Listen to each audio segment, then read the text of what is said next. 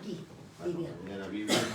Pero quizás tú... Entonces tal vez Vivian usted también puede decir, o si hacemos con moderación, para decir que vamos a tener traducción en inglés, que se va a hacer... ¿Qué más debo decir? Tenemos traducción en inglés, vamos a tener... Después vamos. No, es que no puedo. Deberíamos si está saliendo por Estados Unidos o Surcona la transmisión. Ambos cuatro, Marco, hay una traducción en inglés, así que hay que hablar despacio. Y en Surcona o en cualquier otra de la alianza. Mejor por delante. Por delante, si no va a estar Paseando. No, porque tal vez así, mira, Cama. No, sí por delante. Sí, pero yo se lo juego. ya. Sale, yo te lo voy a poner. O le pueden meter por eso. No, porque se va a hacer un Le relajo. podemos mover a este. ¿Qué lleva la otra? Lo que sí sería es que quitemos las cosas de café de ahí. Por el micrófono. Buenos días a todas las personas que se van conectando a esta transmisión. Estamos transmitiendo en conjunto con algunas páginas de organizaciones defensoras de derechos humanos. Esta es una rueda de prensa sobre el informe de la Misión de Solidaridad Internacional y Derechos Humanos que llegó, recordemos, el pasado sábado al Ecuador. Ahora van a dar su informe preliminar y después en unos días estarán dando su informe final. Vamos a empezar.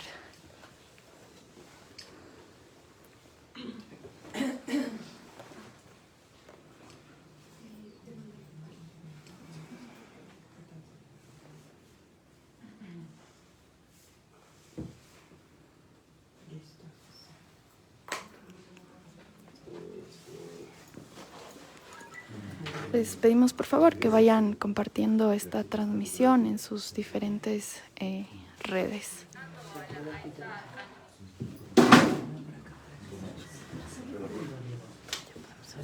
Chicos, pueden ver un poquito, chicas y chicos, para acá, para ponerla. ¿Se va a dar un problema? Para sacarla de internet. Perfecto, muchas gracias. ¿Estamos? Sí, estamos. Estamos. Buenos días a todas las personas que nos están escuchando. Como Alianza de Organizaciones por los Derechos Humanos del Ecuador, damos la bienvenida nuevamente a la Misión de Solidaridad y Derechos Humanos de la República Argentina que está aquí con nosotros y nosotras el día de hoy. Ellos y ellas vinieron el 24 de junio aquí como una respuesta al llamado urgente de las organizaciones de la sociedad civil ecuatoriana, el movimiento indígena, organizaciones sindicales, que solicitamos urgentemente, justamente, que del mundo, de la región, vengan organizaciones hermanas de protección de derechos a verificar lo que está pasando en contexto de estado de excepción, en contexto de represión a las manifestaciones, en contexto de restricción al derecho de protesta en nuestro país. Como Alianza de Organizaciones por los Derechos Humanos del Ecuador ya habíamos identificado graves violaciones de derechos humanos como son, por ejemplo, el ataque a zonas de paz, también el ataque a personas manifestantes que venían caminando durante varias horas, varios días desde distintas partes del país y que fueron interceptadas por fuerzas militares, fuerzas policiales, entre otras. Ellos y ellas estuvieron aquí desde el 24 de junio, han estado en el terreno, han estado entrevistando a las víctimas de violaciones de derechos humanos, han estado entrevistando a las personas que estaban en los puntos de resistencia, han estado entrevistando también a instituciones del Estado que aceptaron sus requerimientos. Y ahora están aquí ahora para decirnos que vieron, que pudieron verificar en nuestro país y sobre todo qué recomiendan tanto a las organizaciones de derechos humanos como sobre todo al Estado ecuatoriano y a la comunidad internacional. ¿Qué recomiendan? Recordamos que el propio presidente de la República, el mismo 24 de junio, hizo un llamado a las organizaciones de derechos humanos para que verifiquen lo que pasa en el país. Eso lo dijo en su cadena nacional de las 4 de la tarde. En ese sentido, también en este momento, como Alianza de Organizaciones por los Derechos Humanos, señalamos que la propia Comisión Interamericana de Derechos Humanos mostró su disposición para venir al país y verificar, hacer una visita al país y verificar lo que sucede en relación con derechos humanos. Hacemos un llamado al Estado ecuatoriano, al presidente de la República, al gobierno nacional, para que acepte, digamos, esa buena disposición de la Comisión Interamericana para que realice la invitación a la Comisión Interamericana para que venga al país y que le brinde todas las garantías para realizar su labor. Aquí está la misión de solidaridad y derechos humanos de la Argentina. Esperamos que no sea la única misión que venga al país. Requerimos que estos hechos que han pasado en el país no se vuelvan a repetir nunca más. Los compañeros y compañeras contribuyen justamente a construir memoria y garantías de no repetición. Les agradecemos mucho por su visita. Y en este momento estamos aquí para escuchar lo que ellos y ellas han podido identificar que sucedió o que está sucediendo en nuestro país en estos días. Les agradecemos mucho como Alianza de Organizaciones por los Derechos Humanos. Nuestra coalición también se formó en el Paro Nacional de Octubre del 2019, justamente como una respuesta a la violación de derechos humanos que pudimos identificar entonces. En ese sentido, para la Alianza, esta misión es muy importante en el sentido de contribuir justamente a nuestra labor de documentación de lo que hacemos y para justamente seguir exigiendo verdad y justicia y reparación para las víctimas. Bienvenidos nuevamente acá al Ecuador y gracias. Esta rueda de prensa será transmitida también en inglés, así que vamos a hablar pausadamente para que esto suceda. Muchas gracias, compañeros y compañeras. Bueno, buenos días a todas y a todos. Voy a empezar diciendo que puedo repetir con orgullo que para mis compañeros y mis compañeras, nada humano nos es ajeno, nada que ocurre en la patria grande, en la América, nos es ajeno, y menos aún lo que está ocurriendo y lo que hemos podido ver en estos días en el Ecuador. Hemos realizado un trabajo que nos ha dejado cansados y cansadas, por eso nuestros rostros por ahí hoy no son los mejores. Nuestros teléfonos están saturados de personas que siguen pidiendo que les tomemos su testimonio, de videos desgarradores para cualquiera que tenga algún aprecio por la vida humana. Y realmente nos vamos con un compromiso que trasciende la documentación que hemos hecho, que es hacer todo lo humanamente posible para que las víctimas tengan la reparación que merecen. Ese compromiso lo hemos hecho con cada familia que visitamos, con cada víctima que le falta un ojo, que le han amputado un dedo, que le falta a su mamá y su papá, que hoy no va a tener la comida porque su mamá o su papá no se la pueden dar.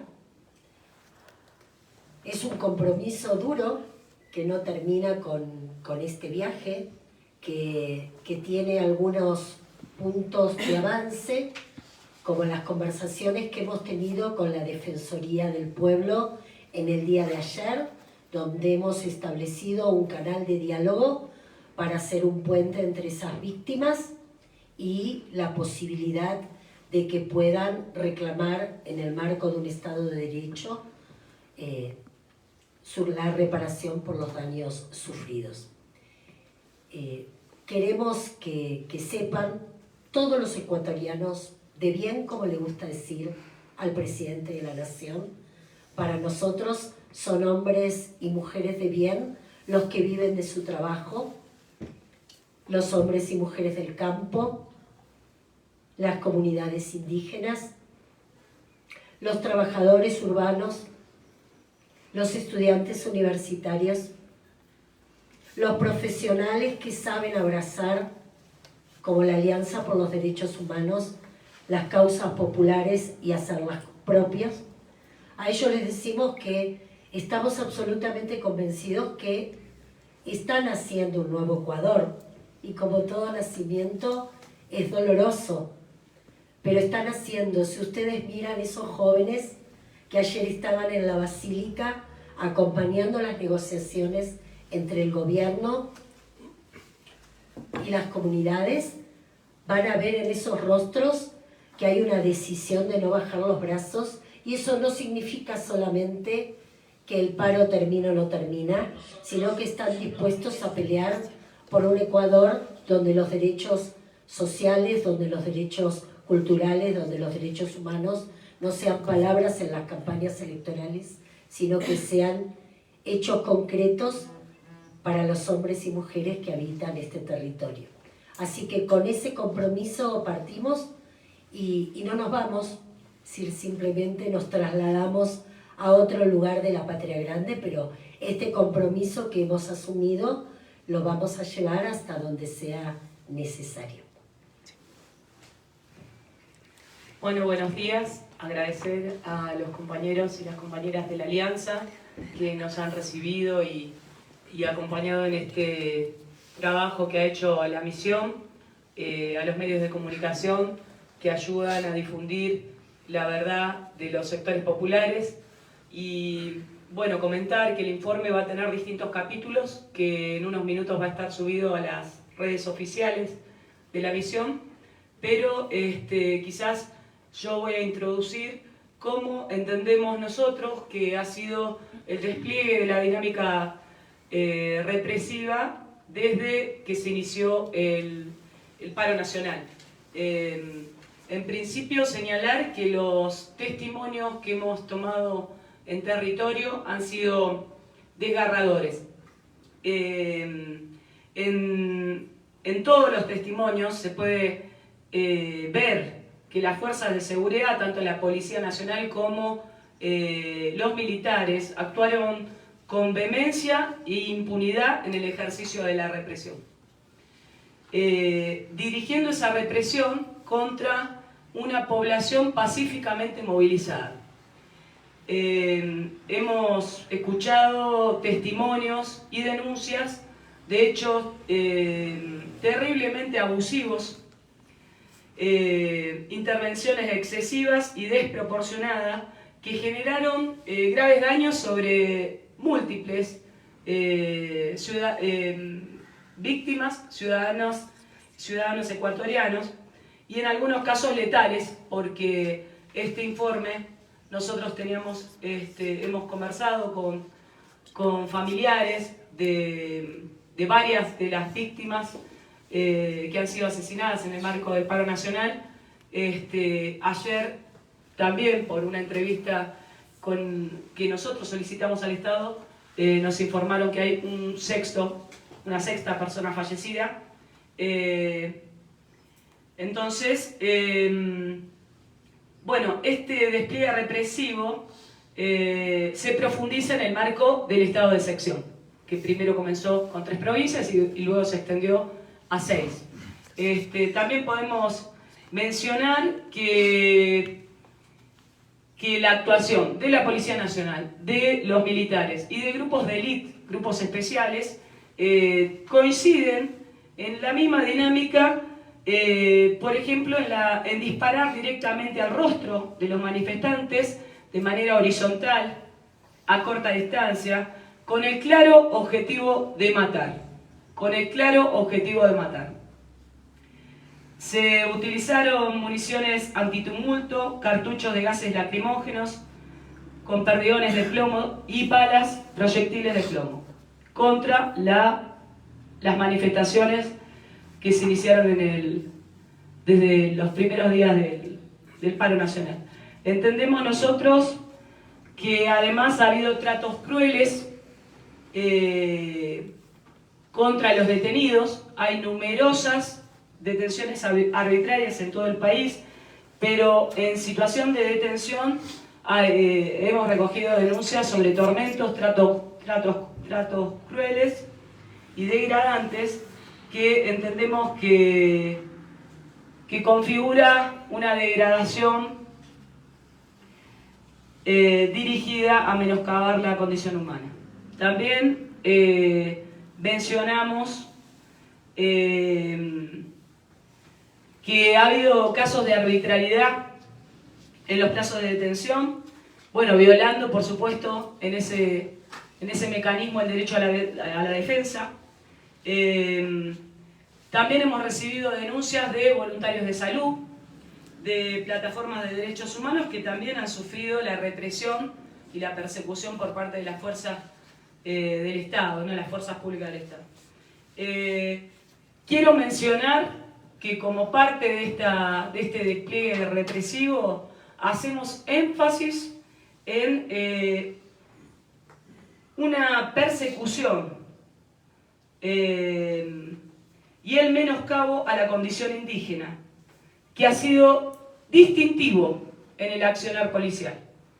Existen cantidades innumerables de denuncias de humillaciones, maltratos y persecución hacia los pueblos y las nacionalidades del movimiento indígena. Creemos nosotros que eso también ha sido alentado por un discurso de odio y xenofobia impulsado desde las máximas autoridades del Estado. Entonces esta situación la queremos remarcar porque en varias localidades donde hemos estado presentes, ese discurso de odio hacia el movimiento indígena, bueno, va traduciéndose después en lo que se llaman las movilizaciones por la paz, donde se agitan consignas tales como fuera indios. Nosotros hemos recibido denuncias en Tumbaco, hemos recibido chat de grupos de estos conglomerados de civiles que actuaron en muchos casos y en muchos puntos del país en coordinación con las fuerzas policiales disparando hacia las manifestaciones. Esto nos preocupa porque bueno, es, como lo hemos visto en otras partes del continente, se empieza a ver una actividad parapolicial, paramilitar. Es necesario además señalar que la represión, el despliegue represivo no solo se desarrolló en la capital, sino en muchos puntos, muchos poblados, muchas localidades rurales, en donde la situación de indefensión ha sido mayor, ¿no? Podemos mencionar que como parte del despliegue represivo se ha golpeado a la población en su conjunto, tirando gases a viviendas particulares, desde helicópteros y desde el nivel de la tierra. Hay muchísimas denuncias de asfixia de gente mayor que estaba en su casa y que desde los helicópteros se le arrojaba gas lacrimógeno. También hemos recibido denuncias, hemos hablado directamente con familiares de detención a menores de edad. Por ejemplo, un caso de una mamá que salía a comprar pan y fue detenido su hijo de 14 años golpeándolo, rodeándolo con motos, es decir, una vulneración absoluta de los derechos del niño. Y después, por último, para ir dándole la palabra a mi compañero, Juan, queremos destacar toda una dinámica de persecución y judicialización, criminalización hacia el liderazgo social, integrantes de las comunidades indígenas. Nos preocupa sobremanera porque en muchos casos hay falsas imputaciones y después porque de este modo se pretende violar el legítimo derecho a la protesta. La persecución, la judicialización, las denuncias penales contra el liderazgo social, que es parte de quienes están al frente de estas manifestaciones, nosotros consideramos que es un punto central que se debe remarcar al Estado, de que no se puede permitir que en vez de resolver los problemas y las demandas, las legítimas demandas sociales, se pretenda encauzar a los líderes del movimiento indígena. Y por último, mencionar datos concretos. De los numerosos testimonios y denuncias recibidas y aportada también por las plataformas de derechos humanos, podemos mencionar que desde el inicio del paro nacional podemos dar cuenta de más de 150 detenciones arbitrarias, 6 homicidios, secuestros, desapariciones temporales, torturas, tormentos, hostigamientos por razones étnicas y tratos crueles, inhumanos y degradantes. Existen testimonios que dan cuenta de amenazas a las víctimas para evitar que realicen la denuncia. Esto también lo hemos visto en muchas partes del país. Todas estas violaciones se verificaron durante la protesta en el marco del paro nacional. Voy a pasarle la palabra a mi compañero Juan para continuar con el informe. Muy buenos días a todos y todas. Efectivamente recibimos alrededor de un centenar de testimonios de víctimas directas, de familiares, también de colectivos de derechos humanos, de organizaciones sociales, y pudimos acceder a conversar, a tomar testimonio directamente de estas víctimas, de estos familiares, en la zona céntrica de Quito, principalmente en la Casa de la Cultura, en la Universidad Central, la zona del Parque del Arbolito, pero también en otros lugares, ¿no? En la parroquia de San Antonio de Pichincha, en la parroquia de Tarqui, en la parroquia de Limoncocha, en la parroquia de Moleturo, en la ciudad de Cuenca, en la parroquia de La Loja, en la comuna Santa Clara de Millán, ahí me tocó estar a mí, igual que en el barrio San Vicente, muy duros los testimonios. También estuve en el Hospital Metropolitano, en la localidad de Tola Grande, del Valle de Tumbaco, en la comunidad ancestral La Tolia y en otros lugares donde nos conectamos con las víctimas por Zoom. Miren, creo que todos los hombres, mujeres, jóvenes con los que hablamos nos dijeron que no encontraban sentido denunciar, ya sea por temor a recibir reprimendas, como por la absoluta conciencia de que nada iba a suceder. Y eso es grave. Es grave en un Estado de Derecho que las víctimas del Estado no tengan mecanismos confiables para poder denunciar los atropellos que sufrieron. Y a nosotros, que somos lamentablemente la única misión internacional que está aquí, porque por motivos tal vez de su funcionamiento interno o de ciertos intereses, aún habiendo sido invocadas por el propio presidente y también por las organizaciones indígenas, todavía no se hicieron presentes de la CIDH, de los mecanismos de derechos humanos de las Naciones Unidas, para salir de los escritorios, ir al territorio como nosotros y ver cara a cara a las víctimas. En todos los testimonios puntualizamos una cantidad de vulneraciones a los derechos humanos que sería muy largo de leer. Los asesinatos, lo primero, donde hay un claro direccionamiento, ¿no? ¿Quiénes son los muertos?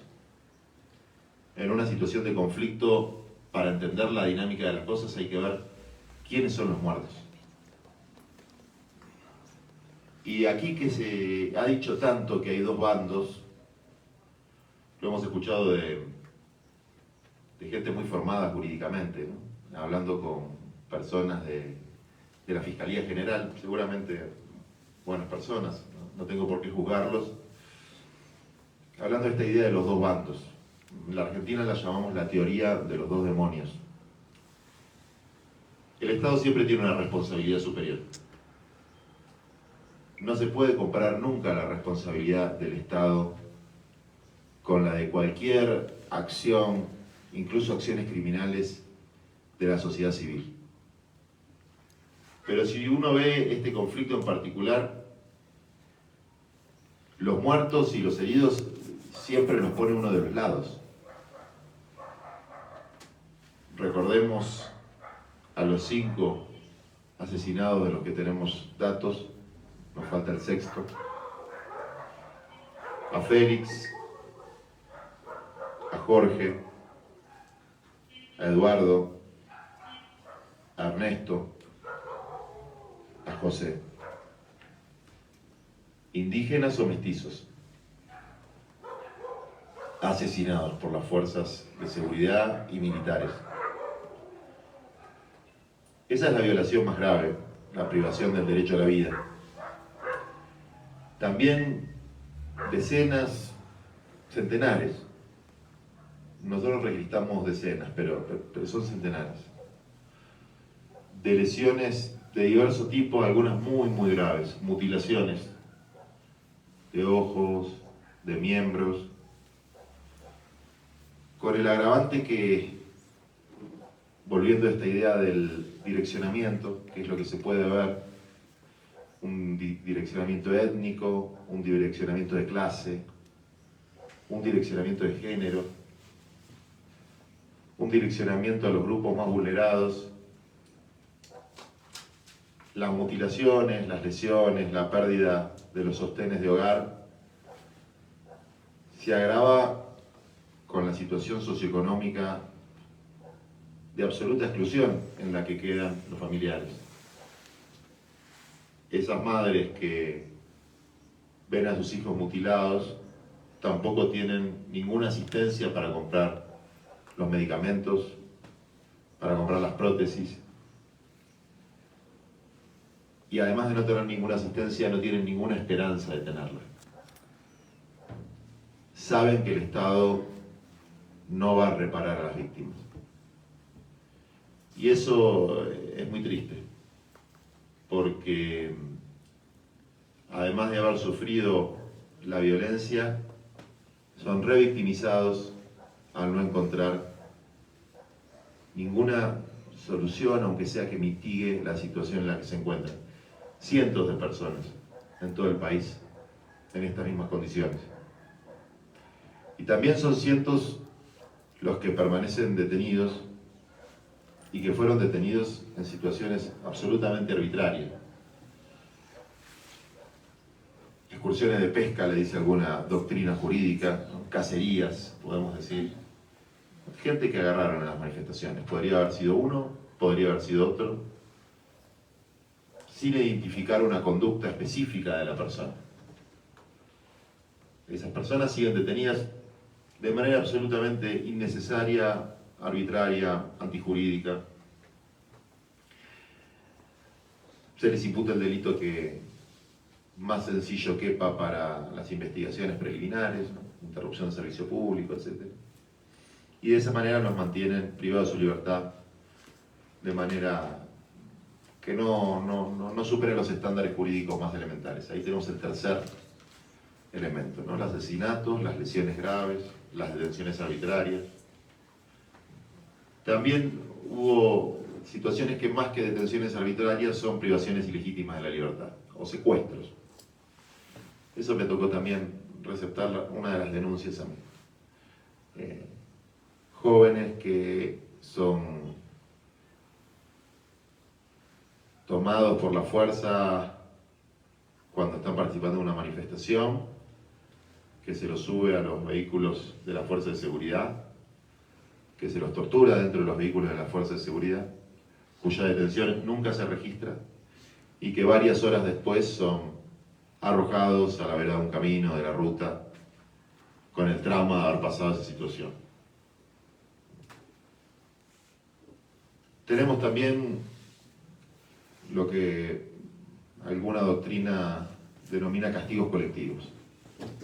Es decir, cuando hay una intención de lesionar la integridad física de grupos,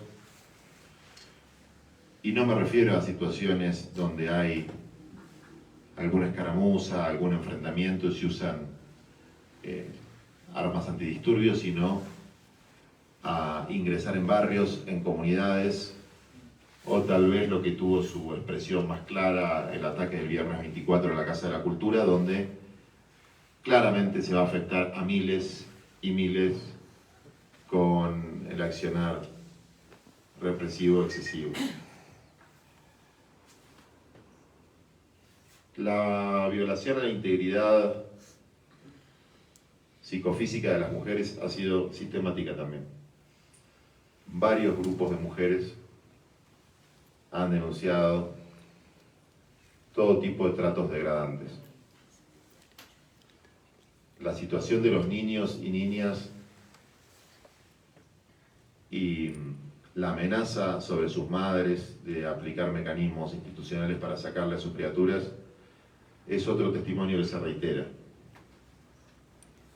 Los ataques a las zonas de paz. Los ataques, y esto merece una mención especial, tenemos material probatorio muy fuerte, de comandos civiles protegidos por las fuerzas policiales, esto se ve, en general en autos de alta gama contra los pobladores más pobres. Casi una metáfora de la injusticia social. Los más ricos atacando con armas de fuego a los más pobres, protegidos por el Estado. Una mención particular también merece lo que ha sucedido con los medios comunitarios y el derecho a la información. Bloqueos de cuentas de internet, hackeos a cuentas de los principales dirigentes. Nosotros mismos hemos recibido el bloqueo de nuestra cuenta de Twitter, que ya lo pudimos resolver. Bloqueos de zonas enteras con inhibidores de celulares. Es decir, una serie de, bueno, ni que hablar de la cantidad enorme de periodistas que le sacaron sus cámaras, que les pegaron. Todo eso da cuenta de un cercenamiento a la libertad de expresión, que no por ser medios comunitarios los que la sufren es menos grave.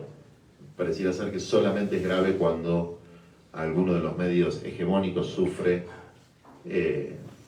una situación de vulneración de derechos por parte del Estado, y no cuando lo hace cualquiera de los medios comunitarios que tienen el mismo valor. Podría seguir con esta lista.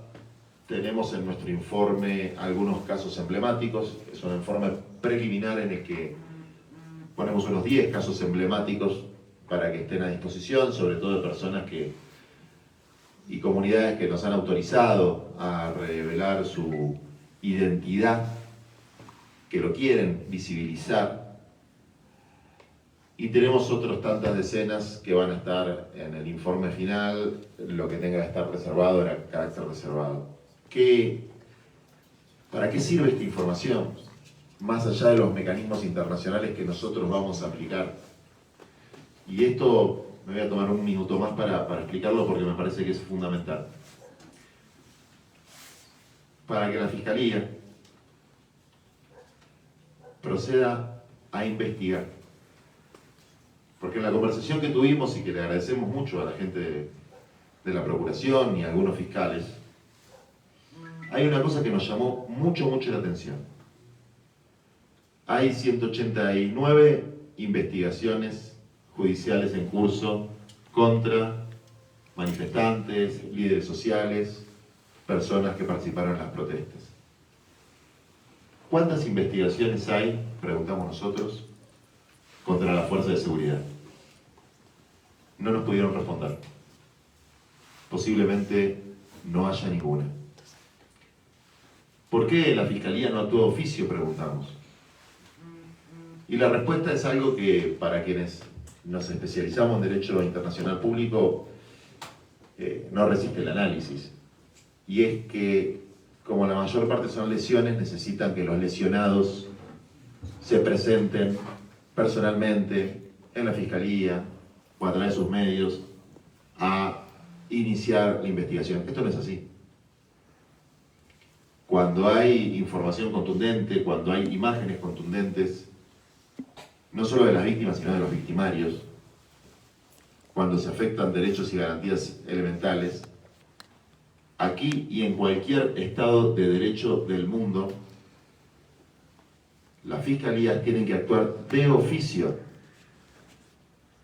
investigando los crímenes perpetrados por el Estado y sus agentes contra la población civil. Entonces, lo que le planteamos nosotros a la Fiscalía, a los fiscales que había, es que nuestro informe debe ser tomado como una noticia del delito, que es la forma que utilizan aquí para hablar de cuando tiene, como una noticia del delito. Que aquí tienen la denuncia, que aquí la presentamos firmada por nosotros y con todo el material audiovisual y los testimonios que tenemos, que son muchos y muy duros. Así que bueno, esa es un poco el relato resumido de las denuncias que hemos recabado, y voy a pasar la palabra a mi compañero, que va a hacer una evaluación del rol de las instituciones en este contexto. No, déjame un segundito que es importante para mí. No, aquí hablábamos recién con Miriam, que es importante señalar que en este momento no hay personas detenidas, sí hay personas que están cursando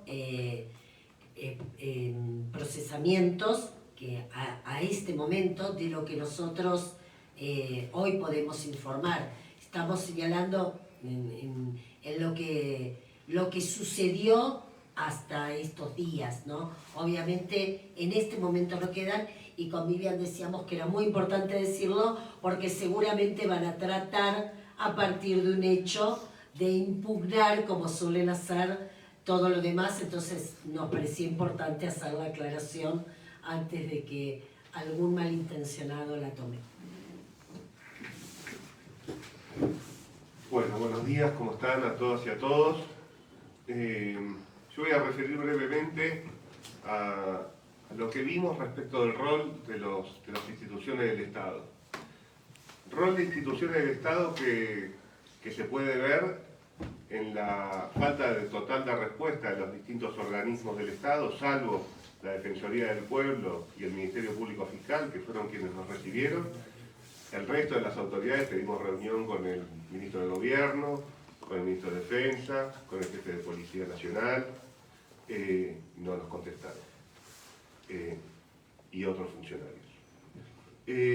Lo que más nos llamó la atención y que es lo más palpable de todas las entrevistas que tuvimos y de todas las conversaciones que hemos mantenido con víctimas, familiares, activistas, dirigentes, es que entienden al Estado como una amenaza, a las instituciones del gobierno como una amenaza. No ven a las instituciones de gobierno como un ámbito que les es propio y donde uno puede ir a plantear un problema, a plantear una denuncia, a los efectos de que sea solucionado. Y entonces, y ven de esa manera que las instituciones del Estado no asumen el deber de proteger a la población, hacer cesar las violaciones de derechos humanos, avanzar con las investigaciones de los crímenes que se cometen y, en definitiva, garantizar la efectiva vigencia del Estado de Derecho. Y esto, más allá de excepciones, que obviamente las hay, entendemos nosotros, no es una percepción subjetiva de las víctimas. Nosotros, en estos escasos 4 o 5 días, lo entendimos perfectamente, lo sentimos. Y en ese marco recibimos numerosas denuncias respecto, y que quedaron patentes en nuestra reunión del día de ayer con el Ministerio Público Fiscal, respecto de la inactividad total en cuanto a la investigación y esclarecimiento de las violaciones a derechos humanos que nosotros hemos constatado. Violaciones de derechos humanos que entendemos que son graves violaciones de derechos humanos y que por su carácter sistemático pueden ser calificados como crímenes de lesa humanidad. Como dijeron mis compañeros y compañeras, las víctimas nos han referido que cuando van a hacer la denuncia o directamente no se la toman, con cualquier excusa, se cayó el sistema, vuelva más tarde. Y la mayoría directamente ni se les ocurre hacer la denuncia. Porque o tienen temor por las represalias, vimos mucho temor, mucha valentía también del pueblo ecuatoriano, sobre todo vimos valentía. O la mayoría de los casos por desconfianza. ¿Para qué voy a hacer la denuncia si no va a pasar nada? Bueno, entendemos que es peligrosa esa indiferencia de los organismos del Estado encargados de hacer velar y de garantizar la efectiva vigencia de los derechos para el mantenimiento del Estado de Derecho. En cuanto al papel en particular del Ministerio Público Fiscal, no solo fue denunciado por su inacción, sino, como recién refirió Juan, es uno de los actores, sino el actor principal que implementa y ejecuta la política de criminalización de la protesta social. Ayer, de hecho, nos brindaron, que lo agradecemos, el acto de transparencia del Ministerio Público, la existencia de 189 causas abiertas durante el paro contra militantes, contra activistas o simplemente personas que se manifestaban o personas que ni siquiera se manifestaban y fueron detenidas arbitrariamente, como todas las demás.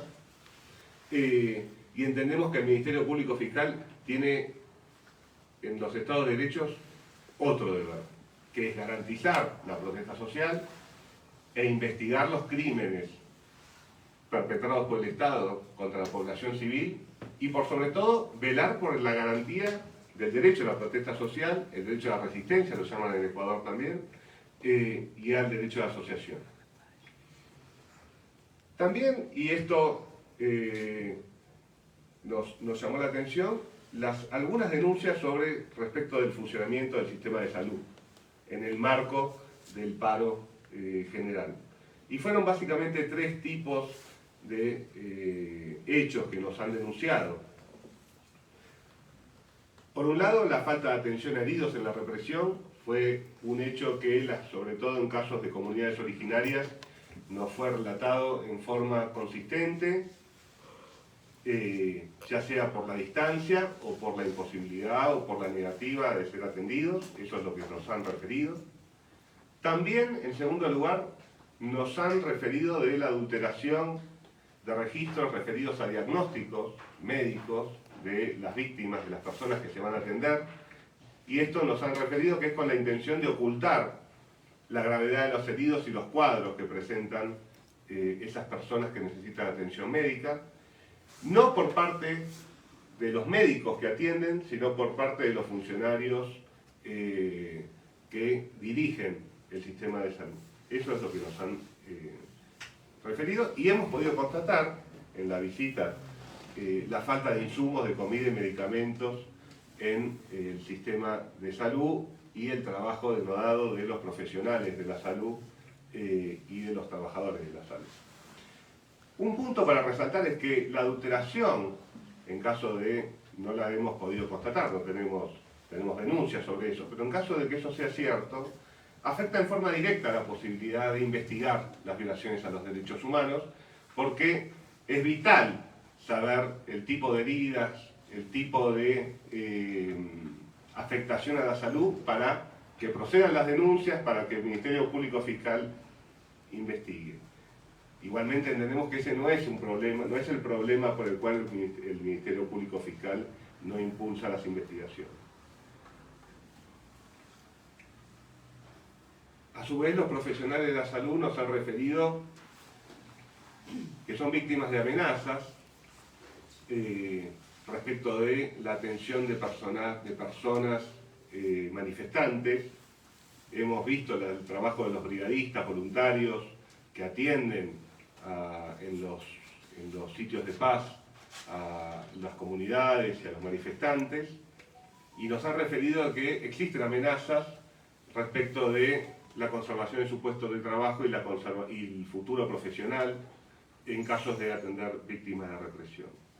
Y bueno, respecto de la actuación de las fuerzas de seguridad, ya fueron muy elocuentes mis compañeros, el uso injustificado, desproporcionado y en 6 casos, por lo menos de los que sabemos, letal de la violencia estatal, que son injustificables, así como la convivencia y la creación de zonas liberadas para que sectores civiles ejecuten actos de violencia contra los manifestantes.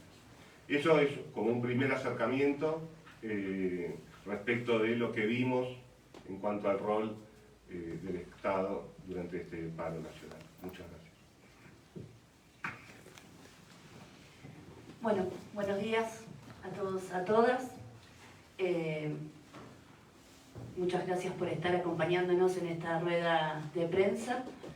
A partir de las distintas intervenciones de mis compañeros y compañeras de la misión, vamos a compartir las conclusiones preliminares en el marco de este informe que estamos presentando y que van a poder verlos con mayor profundidad y con más datos de lo que aquí se presentan en nuestras páginas y en las páginas de los compañeros de la Alianza de Derechos Humanos.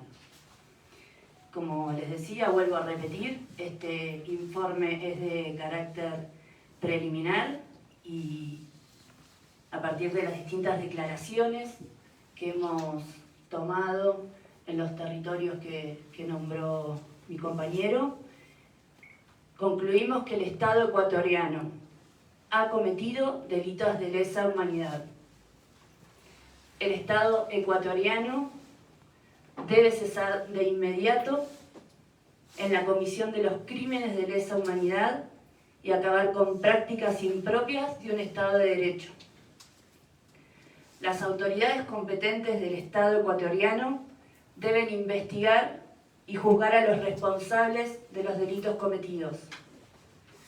Las autoridades competentes también deben cesar de inmediato con las detenciones arbitrarias, que ahí un poco aclararon nuestras compañeras, y principalmente con la criminalización de la protesta social. Las autoridades competentes del Estado ecuatoriano deben reparar a las víctimas de los delitos cometidos. El Estado debe adoptar medidas urgentes y eficaces para garantizar la no repetición de los delitos cometidos. El Estado ecuatoriano debe ser investigado en las instancias internacionales correspondientes, porque en el marco del paro nacional y a través de sus Fuerzas Armadas y de Seguridad habría asesinado, torturado, lesionado la integridad física, perseguido, amenazado, intimidado y criminalizado a importantes sectores de la población civil. La criminalización y represión desatada impidió, limitó y condicionó la participación política, el derecho de la reunión y el derecho de la protesta.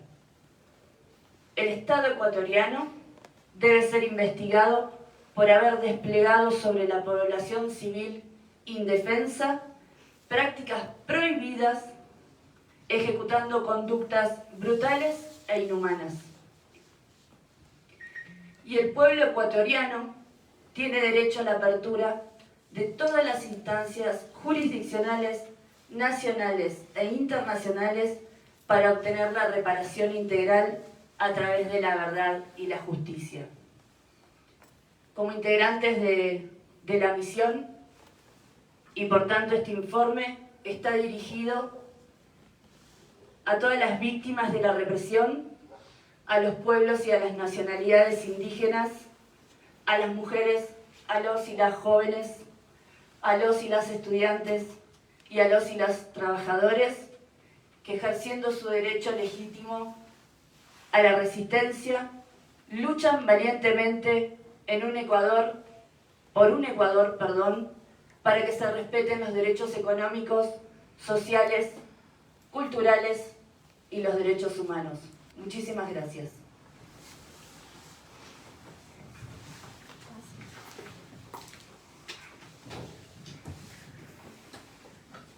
Compañeros, compañeras de Argentina, muchísimas gracias por haber venido, por haber visitado nuestro país, recogido los testimonios de las personas que sí tienen confianza en ustedes para poder hablar, sí tuvieron confianza en ustedes para poder hablar frente a esta desconfianza que produce el Estado, este Estado que con todo su aparataje se ha ido contra población civil que venía caminando varios días a este frío de Quito para ser escuchados y escuchadas. Esa población civil, esos pueblos y nacionalidades, esas comunidades que producen lo que comemos aquí, que cuidan el agua, que cuidan la naturaleza. Ellos y ellas vinieron acá para pedir 10 puntos al Estado. Esos 10 puntos tienen que ver con mejorar sus condiciones de vida, con que no les sigan contaminando más, con recibir precios justos por sus productos, con derechos para todos y todas, porque también en sus 10 puntos están las reivindicaciones en relación con el trabajo, en relación con la salud. Y cuando ellos y ellas venían, ya se había desplegado en el Ecuador un discurso estigmatizante de que esas personas son violentas, de que vienen a destruir Quito. Y ya había episodios en varias partes del territorio, eso es lo que como alianza pudimos identificar, de represión y de uso excesivo de la fuerza contra personas manifestantes. Y es muy grave aquí decirlo, como Alianza de Organizaciones por los Derechos Humanos identificamos que para la fuerza pública una manifestación deja de ser pacífica porque está obstruyendo una vía.